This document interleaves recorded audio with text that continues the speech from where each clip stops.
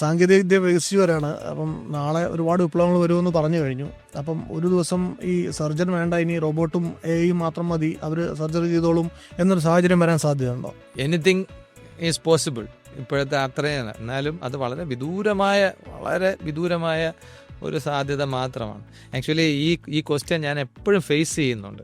ഞാൻ ഇങ്ങനെ ആദ്യമായിട്ട് റോബോട്ട് ചെയ്തിട്ട് എൻ്റെ കൂട്ടുകാരുടെ വാട്സാപ്പ് ഗ്രൂപ്പിൽ ഇട്ടപ്പോഴത്തേക്കും, ഡോക്ടർമാരുടെ വാട്സാപ്പ് ഗ്രൂപ്പിൽ ഇട്ടപ്പോഴത്തേക്കും വേറെ തമാശയായിട്ട് പറഞ്ഞാണ്, അപ്പം നീ റോബോട്ടിനെ കൊണ്ട് ജോലി ചെയ്യിച്ചിട്ടാണ് നീ കാശ് വാങ്ങിക്കുന്നത്.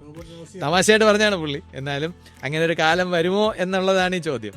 അതിന് വളരെ സാധ്യത കുറവാണ്. നമ്മളിപ്പോഴുള്ള പഠനങ്ങൾ തന്നെ എടുത്തു നോക്കിക്കഴിഞ്ഞാൽ ഏറ്റവും അവസാനമായിട്ട് റീപ്ലേസ് ചെയ്യാൻ പോകുന്ന ആളെന്ന് പറയുന്നത് കമ്മ്യൂണിറ്റിയാണ്. ഡോക്ടർ എന്നുള്ളതിനെ കഴിഞ്ഞ് സർജനാണ്. ഒരു സർജൻസ് ഫേസ് ചെയ്യുന്ന അത്ര വെറൈറ്റി സിനാരിയോസ് ഒരു പ്രൊഫഷണലും ഫേസ് ചെയ്യാറില്ല. Each and every case is different. അതുകൊണ്ട് ആ ഓരോ കേസും എടുത്ത് അത്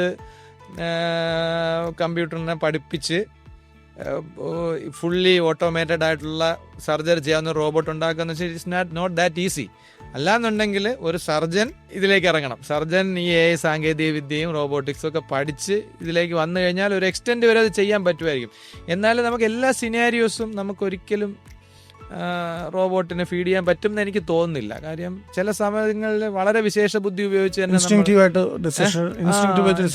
ഡിസിഷൻ എടുക്കണം, നമ്മൾ ഇന്നോവേറ്റ് ചെയ്യണം. അതെല്ലാം I don't think it is possible.